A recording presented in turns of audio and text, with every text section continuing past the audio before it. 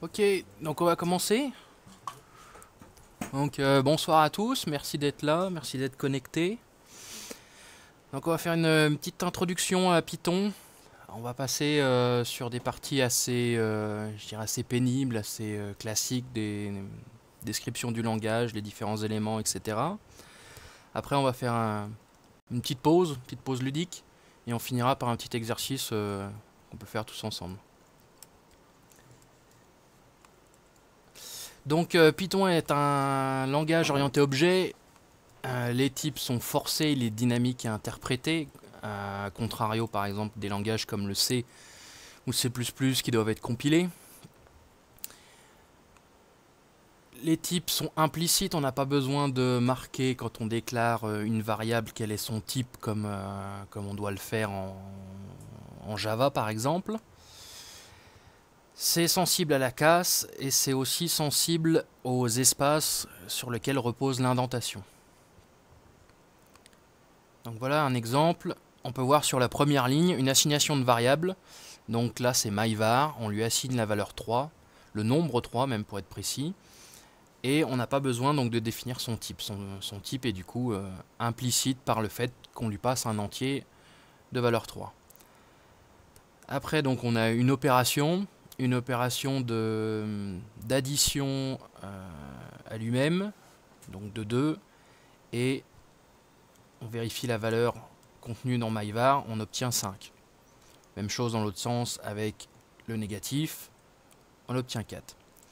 Les commentaires en Python, c'est entre triple double cote, je dirais, donc 3 fois le caractère double cote, en entrée et en sortie. Et dedans, on peut mettre un bloc de commentaires sur une ligne ou sur plusieurs lignes. Si on veut faire un commentaire sur une seule ligne, on peut regarder plus bas, on peut utiliser le dièse. Alors, je remonte un peu. On peut associer maintenant la chaîne de caractères hello à myString. On peut facilement concaténer deux strings comme on le voit là pour ajouter world. Et quand on affiche la string, on a une string complète qui est la concaténation des deux tokens qu'on a pu lui donner. Après, on peut intervertir deux variables. Dans certains langages, on est obligé de passer par une étape intermédiaire avec une variable temporaire. En Python, c'est Python qui charge de tout. On peut simplement lui dire en entrée, prends myString et myvar et retourne-les dans myvar, myString. En fait, vu du côté droit de l'opérateur, on peut mettre une fonction, on peut mettre plusieurs valeurs séparées par une virgule, on peut mettre autant d'éléments qu'on veut, du moment qu'on a, tous les éléments qu'on a là vont se retrouver à gauche. Voilà, on en a deux, on assigne du coup les deux. On n'aurait qu'une seule valeur à gauche, par exemple, la valeur de myvar serait perdue. Voilà. Vous m'arrêtez si je suis pas clair. Ensuite, on a ce qu'on appelle des listes ou des arrays dans d'autres langages. Donc c'est les crochets, c'est avec des valeurs séparées par des virgules. On voit qu'ici, du coup, on a une liste qui commence par l'entier 1, suivi d'un deuxième élément qui est une liste également, suivi d'un autre élément qu'on appelle un tuple. Donc dans cette liste, on peut avoir des valeurs différentes. Les listes ne sont pas typées. On peut accéder du coup aux éléments d'un tableau pour une assignation ou pour récupérer une valeur en mettant entre crochets la position, donc l'index de l'élément qu'on veut récupérer dans ce tableau. Donc là, dans le cas de mylist, crochet 0, on veut lui assigner la chaîne de caractères, encore l'élément 1. Et du coup, on change la première valeur de l'élément 1 de mylist et on se retrouve du coup avec encore l'élément 1 à la place. Alors après, c'est assez magique, c'est qu'on peut boucler sur les index des éléments. On peut, dans ce cas-là, donner -1 pour dire ici, je veux faire référence au dernier élément de la liste. Donc on va remplacer du coup le 3,14 par 3,21. Simplement lui disant position -1. On aurait voulu utiliser le 2, on aurait fait -2, on aurait voulu utiliser le premier élément, on aurait pu faire soit le 0, soit -2. Ok. Après, d'autres éléments qu'on a, c'est des dictionnaires. Les dictionnaires, ça s'apparente aussi à un ensemble de clés valeurs qui permettent de faire de stocker des données. Donc là, la différence de la liste où on utilisait des crochets et du tuple où on utilise des parenthèses, on utilise des accolades en entrée et en sortie. Et donc on a la clé, deux points, la valeur, et virgule, c'est la propriété suivante. Clé, valeur, okay. On peut facilement accéder donc aux valeurs des éléments en spécifiant le dictionnaire entre crochets, la clé qu'on veut utiliser. Donc là, on veut assigner une nouvelle valeur à pi qui est déjà existante. Au lieu de 3,14, on lui met 3,15. On aurait très bien pu mettre aussi une valeur de clé qui n'existe pas dans le dictionnaire pour pouvoir créer une nouvelle valeur. Ajouter un nouvel ensemble de clés-valeurs dans ce dictionnaire. L'élément, j'en parlais plus haut, le tuple. Le tuple donc, qui s'apparente à une sorte de liste entre parenthèses cette fois. C'est souvent ce qu'on peut utiliser, des tuples de 2 éléments pour utiliser des coordonnées ou 3 éléments pour des coordonnées en 3 dimensions. Après, on peut assigner aussi une fonction à une variable. Donc c'est exactement le cas aussi en JavaScript par exemple. Donc là, la méthode len qui permet de retourner la longueur d'une chaîne de caractères ou la taille d'un tableau ou d'un tuple, etc. On va lui associer cette fonction à la variable myFunction. Et donc quand on fait un print myFunction myList, il va substituer myFunction par la méthode len. Et la méthode len va compter le nombre de caractères qu'on se trouve dans ma liste. Donc dans ma liste, au début, il y en a 1, 2, 3, il nous affiche 3. Les tuples, c'est quoi la différence avec les listes du coup? Alors les listes, j'ai un trou là. Tu peux avoir n'importe quel type dans un tuple? Dans un tuple aussi, tu peux avoir n'importe quelle liste. La seule différence, c'est que je crois que tu peux pas y accéder aussi facilement que dans une liste.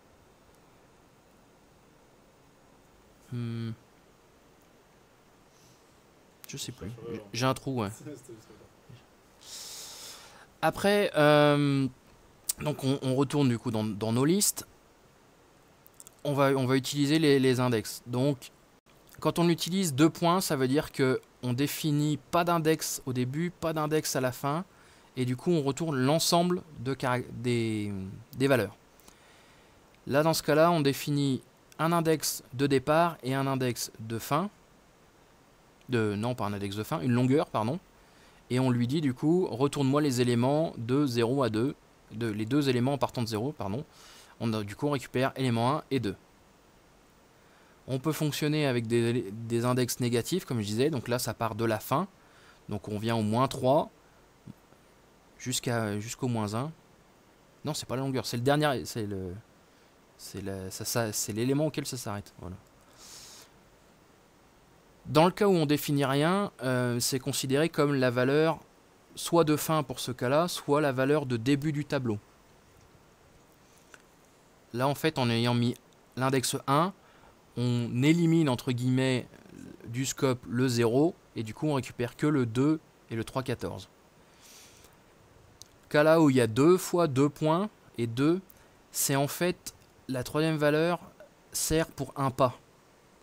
Quand c'est pas défini, on prend par défaut qu'on utilise un pas de 1, donc on va récupérer tous les éléments 0, 1, 2, etc. Et quand on lui donne un pas de 2, on va donner tous les éléments qui ont un index qui est impair. Pair, pardon. Donc on récupère le 0 et on récupère le 3,14 qui est index 1, index 0, index 1, index 2. Donc on récupère le 0 et le 2.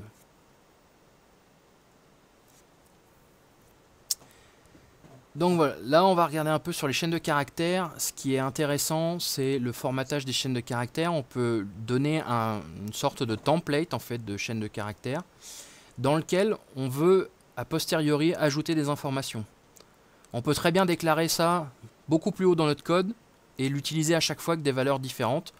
On utilise pour ce faire la méthode format qui va remplacer les accolades ou les accolades chiffres, accolades nom de variable par les valeurs qui sont passées en paramètres.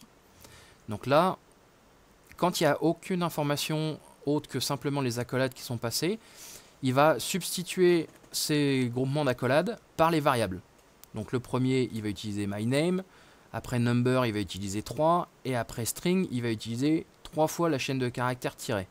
Ce qui va produire my_name, Emeric, number 3, et string, il va mettre 3 tirés.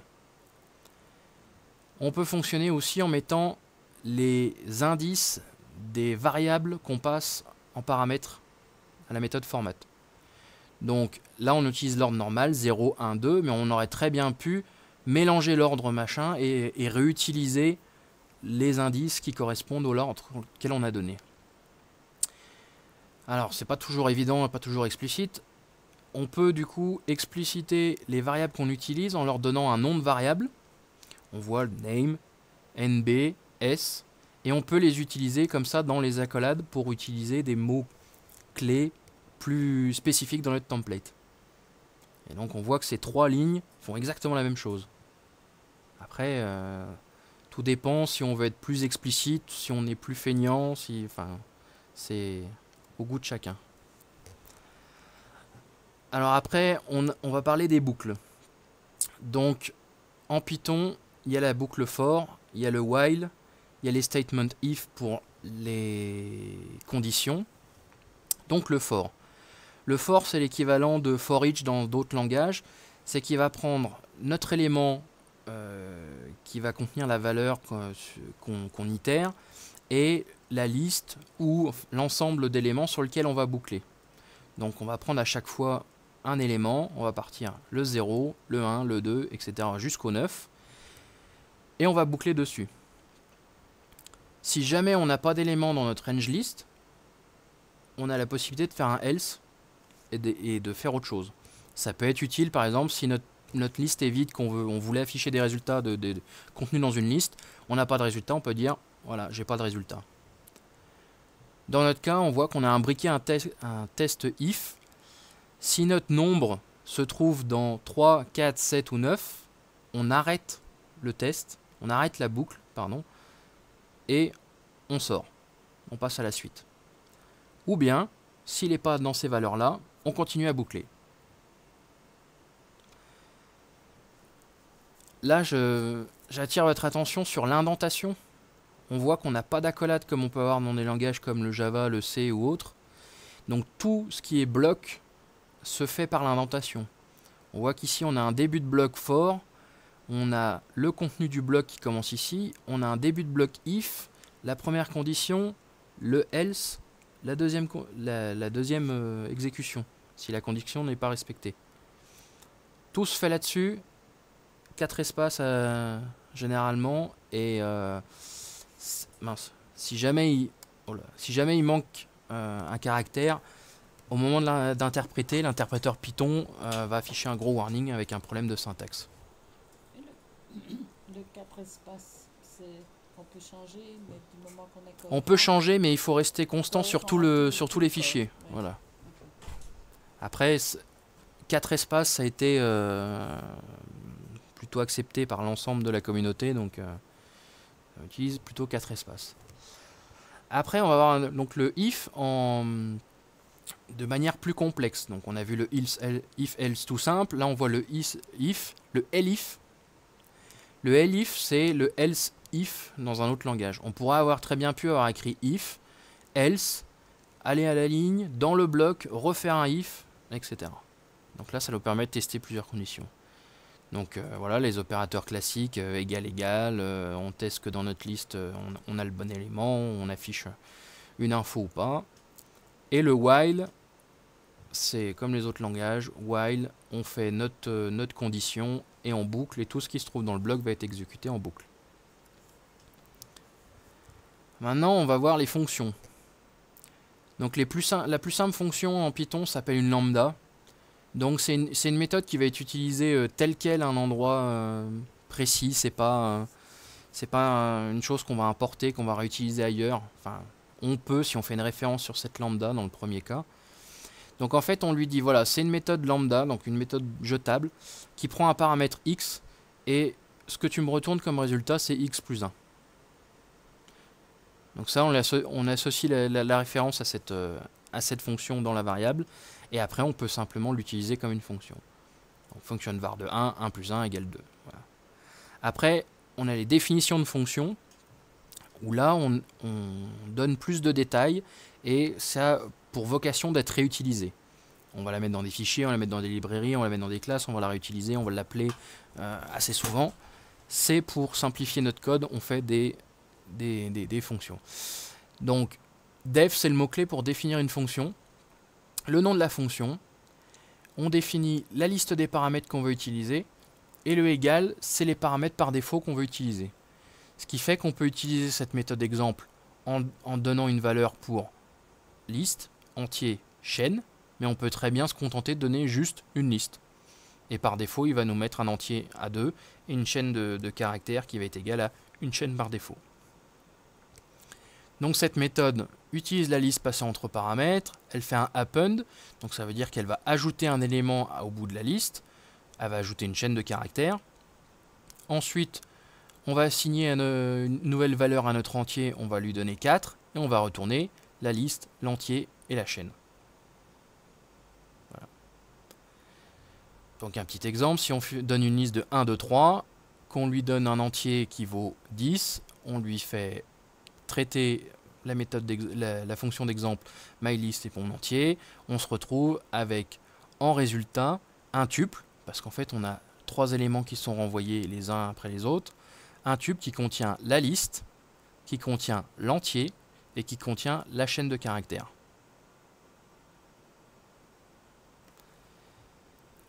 Et on voit que notre liste n'a pas été modifiée. En fait, quand on passe en paramètres, ça fait une copie de l'élément et ça la modifie. Et quand on fait le return, on retourne une nouvelle valeur de l'élément. Non, je dis des bêtises, c'est tout le contraire. Notre liste est renvoyée et est aussi changée. Voilà. Parce que ça garde la référence de l'objet et ça ne fait pas une copie comme dans d'autres langages. Après les classes, après les fonctions, donc on a les classes. Donc le mot-clé, donc c'est classe, la classe. Le type, entre parenthèses, on voit object, c'est le type pour faire de l'héritage. Donc on peut très bien avoir une classe qui est une classe mère qui va s'appeler véhicule et une classe fille qui va s'appeler voiture et qui va être héritée de véhicule. Donc on voit ici une variable de notre classe qui s'appelle common, qui est initialisée à 10 par défaut. Une méthode d'initialisation. Self, à chaque fois, ça veut dire que c'est une méthode qui s'applique à la classe, donc c'est une référence sur l'objet en cours, sur l'instance en cours, et du coup, ça nous permet de manipuler une variable membre de cette classe qui va être initialisée à 3 et qui va s'appeler myVariable. On fait par exemple une autre fonction où on lui donne des paramètres et en fait, ça nous permet juste de retourner myVariable. Donc si on fait une instance de la classe, on appelle le constructeur de la classe, on a notre objet d'instance. Notre objet, on lui appelle la méthode myFunction. D'ailleurs là il y a une faute, on voit qu'il y a un problème de... La casse est pas bonne donc ça ne devrait pas marcher. Et du coup, on lui passe comme paramètre argument 1 et argument 2, parce qu'en fait le self, c'est la référence à l'instance. Donc c'est l'élément qui se trouve appelé, c'est ce qui se trouve avant le point.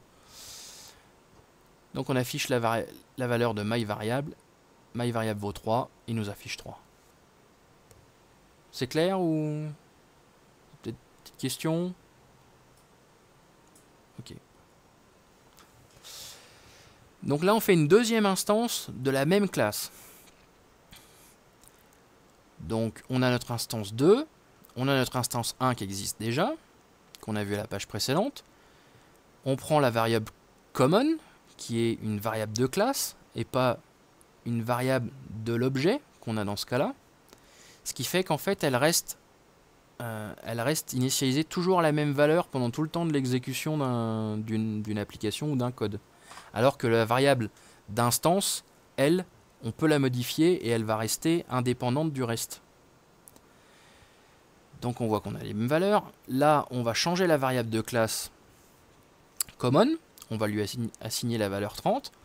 Les deux instances qui sont directement créées depuis myClass gardent la même valeur de 30. Okay. Maintenant, dans mon instance, je vais surcharger cette variable de classe, je vais lui donner 10, et on voit que maintenant, elle a pour valeur 10 pour l'instance première, et l'instance 2, elle garde la valeur par défaut de myClass égale 30, myClassCommon égale 30. Ok? Si on change la valeur et qu'on met à 50, là on voit pas parce que voilà, un petit souci. La valeur est toujours 10 pour l'instance puisqu'on l'a surchargé explicitement. Et la valeur d'instance 2, cette fois, common, va valoir 50. Ok?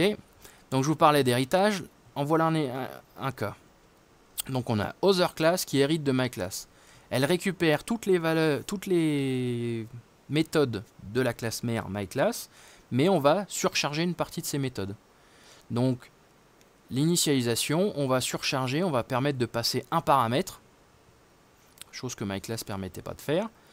On l'a surchargé, mais on a mis exactement la même chose. Hein. Et là, finalement, on va dire, tiens, affiche-moi la valeur de mon paramètre. Donc, on initialise notre OtherClass avec la chaîne de caractères hello. Il passe dans le init, il récupère l'argument 1, il a initialisé à 3 myVariable, et il fait le print de l'argument qui a été passé. Du coup, il affiche print.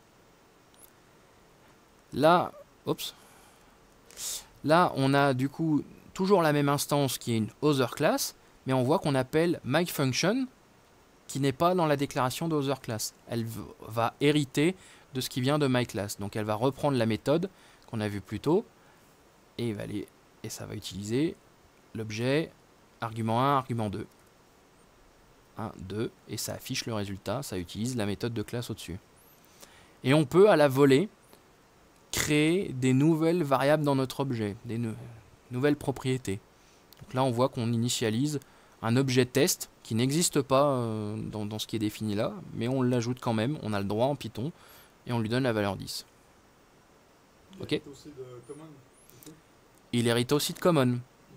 Si on appelle common, il va récupérer la première valeur de common. Et si on refait comme à la page précédente, on fait un myClass.common où on change la valeur de la classe, de la variable de classe, il va être aussi impacté. Alors après, on va gérer les exceptions. Ça, c'est un truc qui est assez bien fait quand même en Python. C'est la gestion des exceptions. On sait que le code, souvent, peut avoir des erreurs. On n'est jamais à l'abri. Et du coup, ce qu'il faut, c'est bien manipuler ces erreurs. Donc comme dans d'autres langages, on a un mécanisme de try-catch qui en Python s'appelle try-except. En plus, S, else et finally. Donc voilà. Ce qu'il fait, c'est qu'il va aller exécuter le code qui se trouve dans le bloc du try. Si ça lève une exception, il va aller lire ce qui se trouve dans les except. S'il n'y a aucune erreur, il va les passer dans le else. Et le finally, il fait que dans tous les cas, erreur ou pas erreur, il va aller faire un traitement. Donc là, on fait une division par 0. Il lève une erreur de division par 0. On affiche un message. On est gentil. Oups. Et puis après, on affiche le finally. Voilà, on en a fini avec ça. Et voilà ce que donne l'exécution. On pourrait très bien avoir plusieurs statements except avec des erreurs différentes. C'est comme ça qu'on peut, par exemple, aller chercher des infos dans une liste. Et puis on peut avoir une erreur parce qu'on essaie de récupérer un index qui n'existe pas. On peut faire une méthode qui va relever une erreur parce que enfin voilà, ça peut être plein de choses différentes. On peut facilement avoir plusieurs except pour un même bloc try. Si on se connecte à une base de données, bah, si on n'arrive pas à se connecter, si le login n'est pas bon, si l'utilisation de la base est impossible, si le curseur ne peut pas être initialisé, on peut gérer toutes ces erreurs-là. Après, comme dans d'autres langages, on va réutiliser du code déjà existant. Et pour ce faire, on va devoir l'inclure. Donc, je dis inclure parce qu'en C++, par exemple, c'est du include. En Python, c'est import.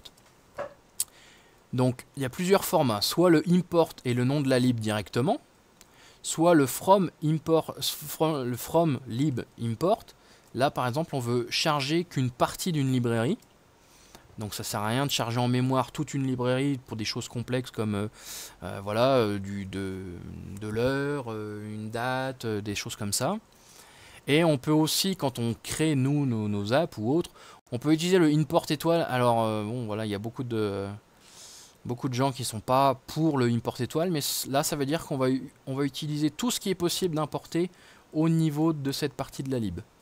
Donc c'est pratique quand on veut utiliser plein de méthodes existantes, ou sinon si on veut faire ça proprement, on va utiliser on va lister toutes les méthodes qu'on veut utiliser. Donc là dans notre cas, on importe la lib random pour pouvoir faire générer un nombre aléatoire. Ok? Bon. Petite interlude.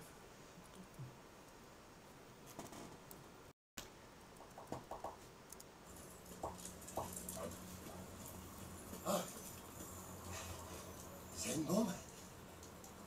Ouais, je vais aller chercher. C'est toi l'officier de police? Ouais, et Simon a demandé que tu participes. Je participe. Ah bon? C'est ça que tu appelles participer? Et ça tente d'y récupérer la bombe.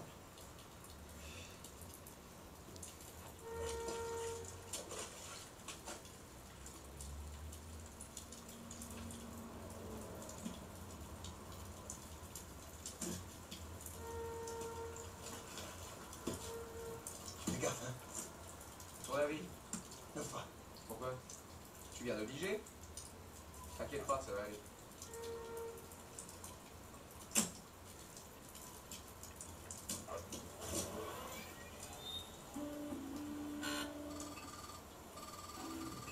Merde!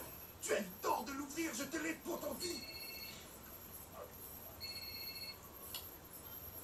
Vous avez lu le message? Elle est équipée d'un capteur volumétrique. Ne courez pas. Oui, j'ai compris, on court pas. Comment elle est désactivée? Sur la fontaine, il doit y avoir 2 bidons. Vous les voyez? L'un a une contenance de 5 gallons, l'autre de 3 gallons. Remplissez l'un des bidons de 4 gallons d'eau exactement et placez-le sur la balance. La minuterie s'arrêtera. Soyez extrêmement précis. Un gramme de plus ou de moins, c'est l'explosion. Si vous êtes encore vivant, nous nous reparlerons dans 5 Alors minutes. attendez. T'as pigé, toi? Moi pas. Non. Bon, et vous avez pigé aussi ou pas?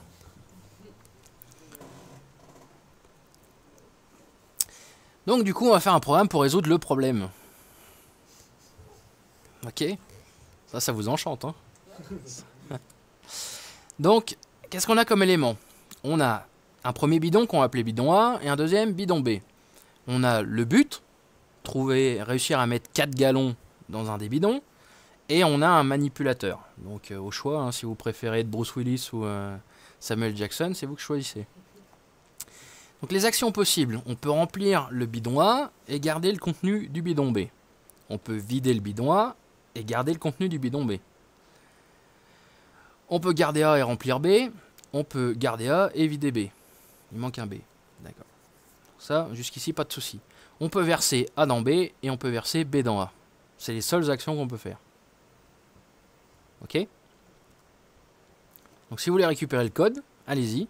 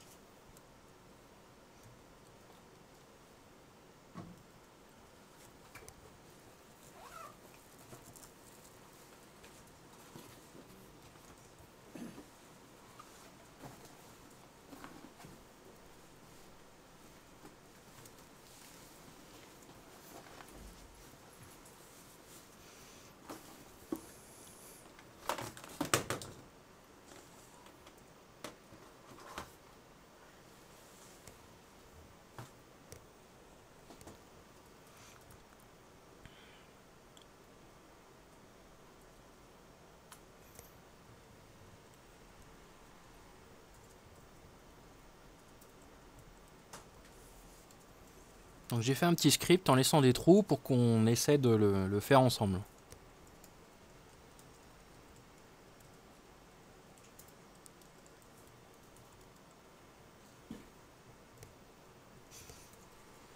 C'est bon, vous avez tous eu l'adresse?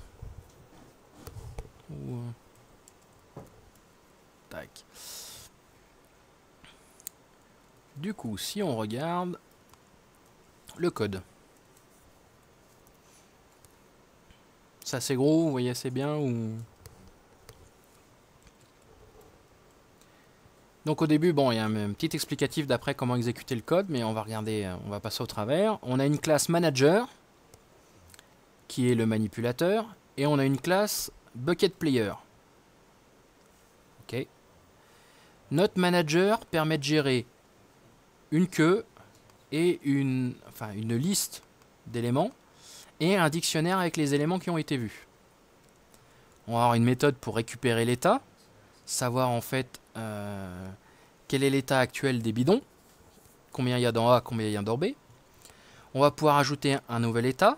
Voilà, j'ai rempli A, j'ai rempli B, je mets cet élément dans la liste des éléments qu'on a vus. On a une méthode pour récupérer la solution. Une fois qu'on a trouvé une solution au problème, on va remonter le chemin pour récupérer tous les états nécessaires, la recette en somme pour arriver à la solution.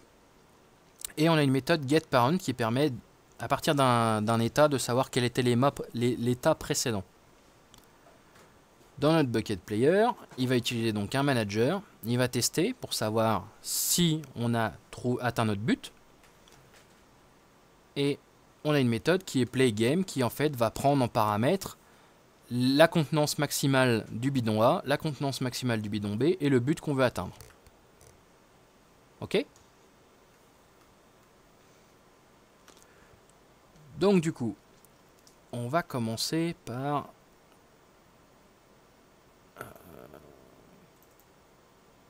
le test, par le add state. Hop. Donc en fait, on doit ajouter à la queue un nouvel état. Donc on ajoute un nouvel état si on ne l'a pas déjà rencontré. Sinon ça évite de boucler, on pourrait boucler indéfiniment sur des états et jamais atteindre une solution. Donc du coup, d'après vous, comment je vais pouvoir ajouter mon élément newState à ma queue? Ma queue, c'est une liste. Hein. N'ayez pas peur de vous lancer. Hein. Allez. C'est ma queue. Ok. Hop. Je lui fais quoi? Alors, je pourrais lui faire un crochet 0, mais s'il y a déjà quelque chose dans ma queue, je vais aller écrire dessus. Je vais écrire toujours l'élément 0. Alors, on pourrait faire un plus, mais sur une liste, c'est la méthode append pour ajouter un élément. Donc, on va faire un append du newState. Ok. Donc, le newState, on l'a ajouté. Au passage aussi, on l'a rencontré cet état. Donc, du coup, on doit garder la trace dans notre élément SIN, dans notre dictionnaire. On doit garder la trace de notre élément rencontré. Et pour arriver à l'élément rencontré, il faut qu'on lui donne son parent. Donc, on va lui dire mon newState. Il a son parent state. Ok. Bon, et comme je disais, on va quand même faire un petit test parce que ce serait malheureux d'ajouter des éléments et de tourner en boucle et de jamais arriver à une solution. N'importe quoi.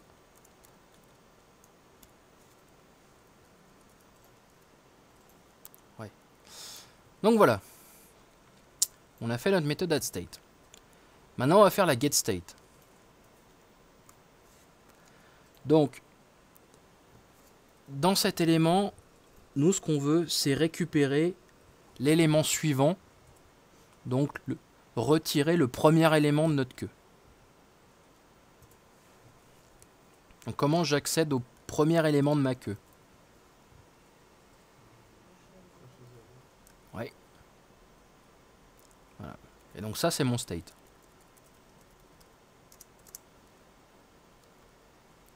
Et donc, comme c'est ce que je voulais, je vais retourner mon state. Ok. Par contre, si j'ai rien dans ma queue, qu'est-ce qui va se passer? je vais avoir une erreur parce que justement il va me dire que cet index n'existe pas. Donc du coup on va mettre un test avant.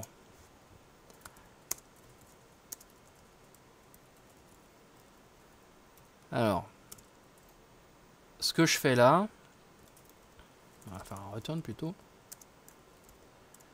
c'est qu'en fait si ma liste est vide, donc ça va retourner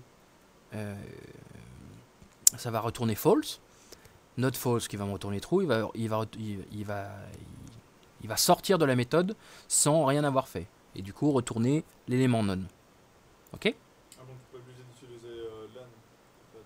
Non, je suis pas obligé de l'utiliser. Si une chaîne est vide, comme ça te permet de savoir directement si elle est nulle ou pas. T'es pas obligé de mettre len, t'es pas obligé de lui dire len égale 0 ou quoi que ce soit. Bon, ça c'est bien. Maintenant, comme on veut retirer le premier élément de notre liste, il faut aussi que notre liste, on la réduise d'un élément. Alors comment j'arrive à faire pour lui dire je veux retirer le premier élément de ma liste? Ou si on retourne le problème différemment, je veux garder tous les éléments sauf le premier. Deux points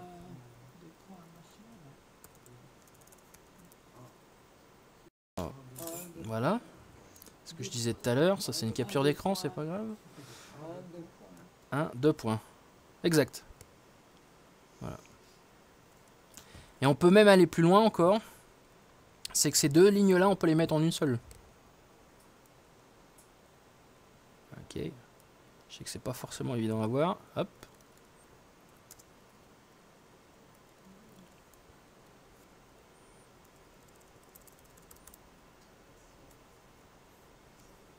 Et voilà.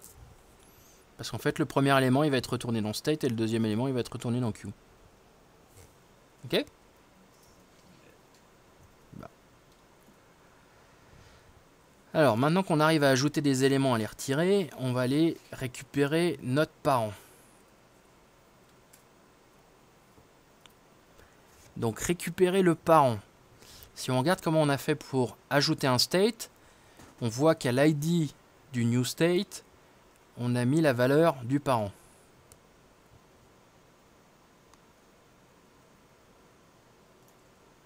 Donc, on va aller chercher dans scene. Ok. Qu'est-ce que je mets du coup comme index?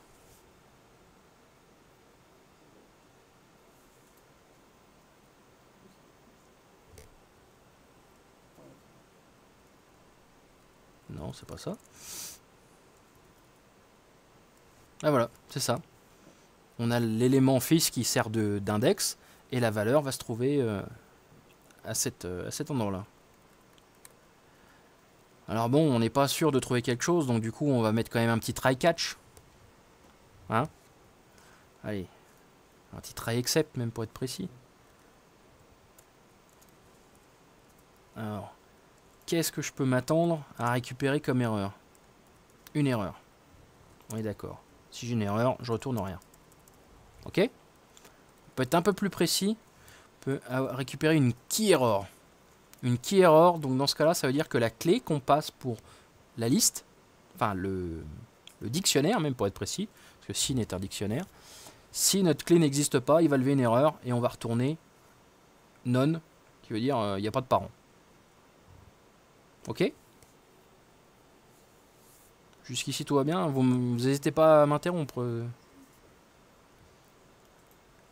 Maintenant, on va aller s'atteler à la partie solution. Donc comme je disais, récupérer la solution, ça veut dire partir du dernier élément ajouté et remonter au fur et à mesure en récupérant ses parents.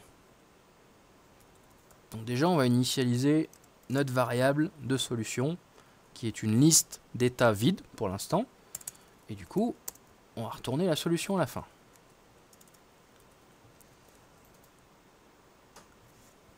Du coup, on veut récupérer le dernier élément de la queue.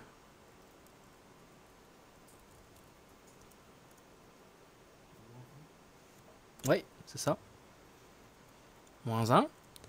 Et tant qu'on a un élément, on va aller insérer dans notre solution à la position 0, donc au tout début, notre état. Ok? J'aurais pu le faire à l'envers, simplement faire un append, et à la fin faire un reverse pour retourner la liste. Là, ça permet de découvrir une nouvelle méthode, ça s'appelle insert. On met 0, on peut mettre un index différemment, un autre index je veux dire, et on va placer notre élément à cette position et on va décaler tout le restant de la liste, tous les éléments qui restent dans la liste. Okay. Pour continuer à boucler, on change notre état et on récupère du coup son parent.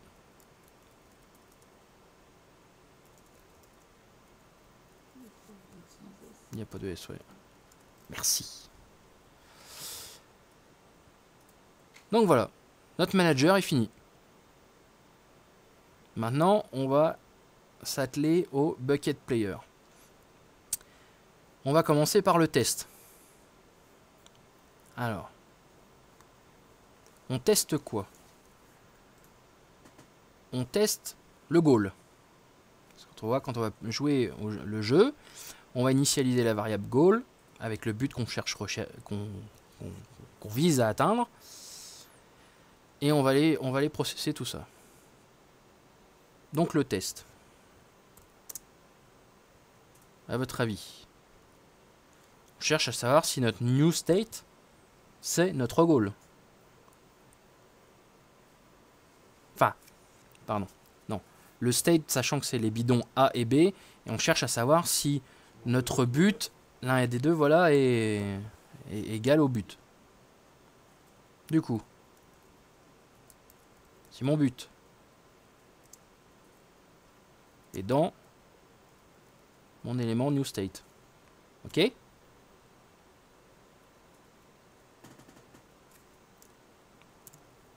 on peut taper, voilà, bêtement, retourne true. Ou on fait ça directement. Et on fait un return du test. Et du coup, là, il va nous retourner soit true, soit false selon les états. Bon, ça c'est bien, mais le problème c'est que notre new state, il faut aussi qu'on puisse l'ajouter. Parce que pour l'instant, il n'est pas dans notre liste d'éléments. C'est quand même, c'est l'état final, il faut aussi l'ajouter. Manager.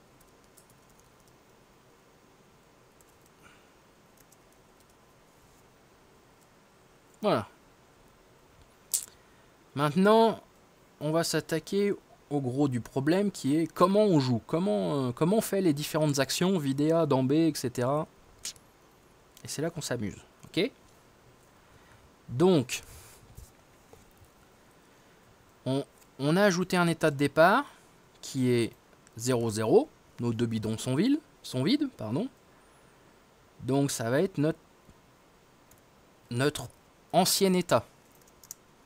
Parce qu'on part de là et on va aller passer à une nouvelle étape. Donc du coup, on va récupérer l'état qui se trouve empilé. Ok, on va récupérer le 0, 0. De là, on va essayer de voir si on peut trouver des solutions pour résoudre le problème. Donc, on définit la contenance de A et la contenance de B, qui est égale au all state. Donc là, comme c'est une liste de deux éléments, il va aller la décomposer dans le premier et dans le deuxième. Ok, c'est clair? Maintenant, on va tester si on arrive à atteindre le but. Donc on va faire appel à la méthode de test.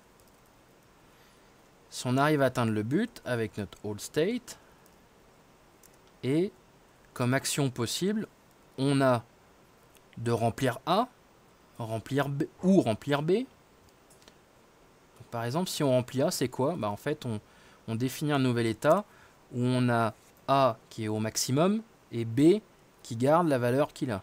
Ok? C'est l'étape qu'on avait dit, des manipulations possibles, qui était remplir A et garder B. Ok?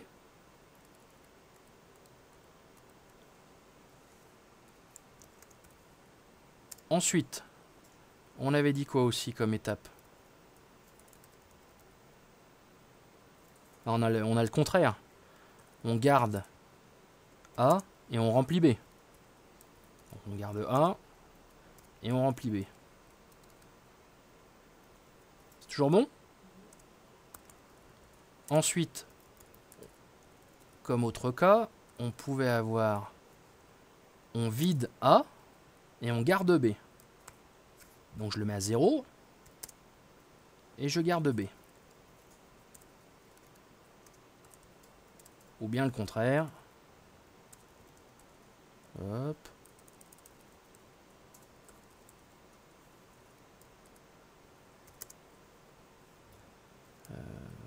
On garde A et on vide B.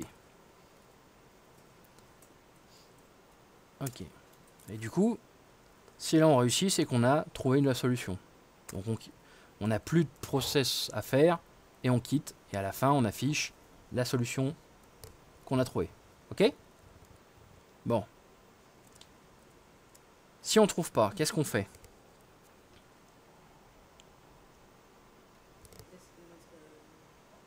Bah, on teste les autres manipulations qui sont de verser le contenu d'un bidon dans l'autre bidon. Donc on va verser une certaine quantité, on ne sait pas combien exactement. Hop.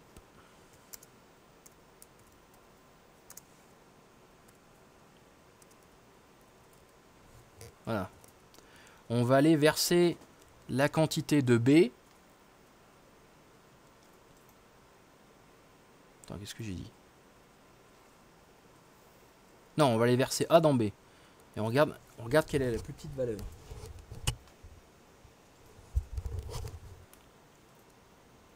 Ok, bah c'est pas... Avec le test, ça va être plus clair.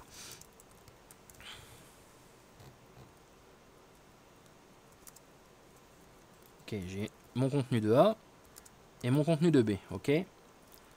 Je vide une quantité dans A que je mets dans B. Ok? Donc ça c'est mon test. Si ça marche, pareil on quitte. Et là maintenant on va tester si je verse B dans A.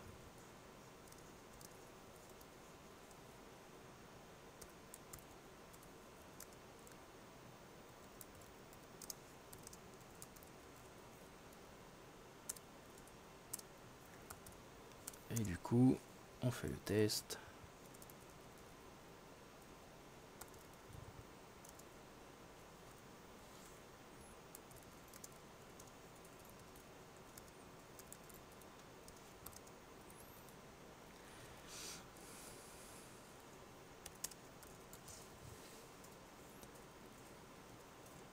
Donc ce qu'on fait en fait, la quantité qu'on récupère en fait c'est le minimum, c'est soit c'est ça va être limité par la taille des bidons. Hein. Si dans un bidon on peut plus que lui mettre que 2 gallons, on pourra pas vider plus de 2 gallons d'un autre bidon, du bidon B par exemple. Et inversement, si d'un côté il n'y a que 2 gallons dans le bidon B mais qu'il y a de la place pour 4 dans le bidon A, on va pas pouvoir mettre plus que 2. Okay. Bon bah voilà, normalement on a tous les cas. Hein. On a garder A, remplir A, garder B. On a remplir B, garder A. On a vider A, garder B. Et on a vider B, garder A. On a aussi versé A dans B et versé B dans A. Bon bah voilà, maintenant on va aller exécuter tout ça. Donc en début, en commentaire, je vous ai donné les commandes à mettre dans l'interpréteur. Voilà, moi je vais. Donc on va importer notre script bucket. Donc on va aller chercher notre manager et notre bucket player. Ok. On va instancier un manager. On va instancier, comme je mets, un bucket player en lui passant un manager.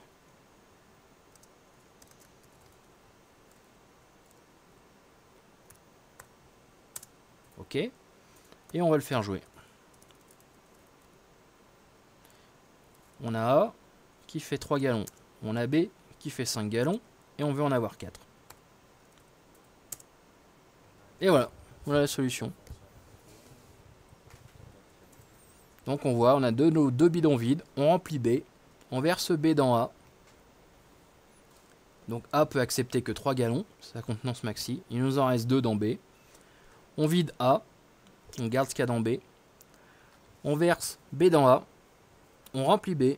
On garde ce qu'il y a dans A. Et du coup après on verse B dans A. On peut verser qu'un gallon. Il nous en reste 4 dans le bidon B. Et voilà. Et on peut faire avec des tonnes de bidons différents. Hein. Ça prend un peu plus de temps. Après, il faut avoir des plus gros bras parce que c'est des plus gros bidons, mais ça marche aussi. C'est sûr qu'il y a une solution. Il n'y a pas toujours une solution. Mais pour le problème du film, il y a une solution. Ah. Pourquoi il a cassé?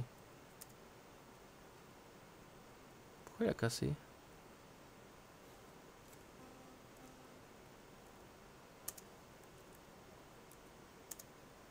Bah, alors là, je comprends plus.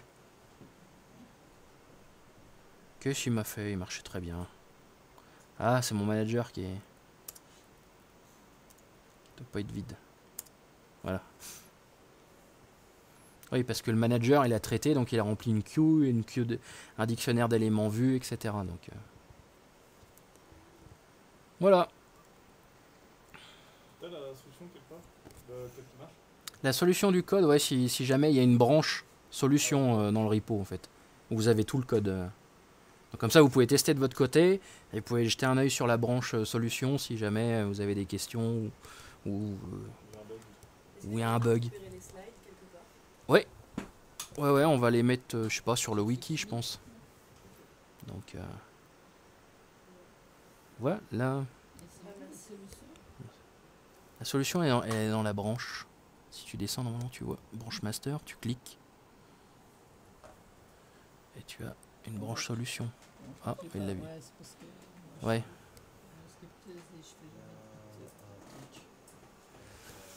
Voilà.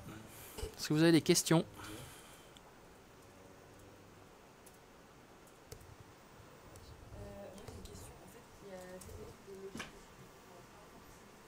Ouais. Ouais.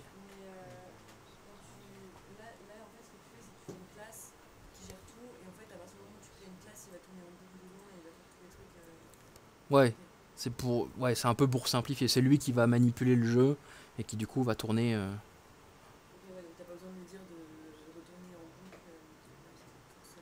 Si, parce qu'en fait, une fois qu'il a trouvé l'élément, il sort. Une fois qu'il a trouvé la solution, il sort. Donc il va aller chercher les solutions possibles et après. Ouais.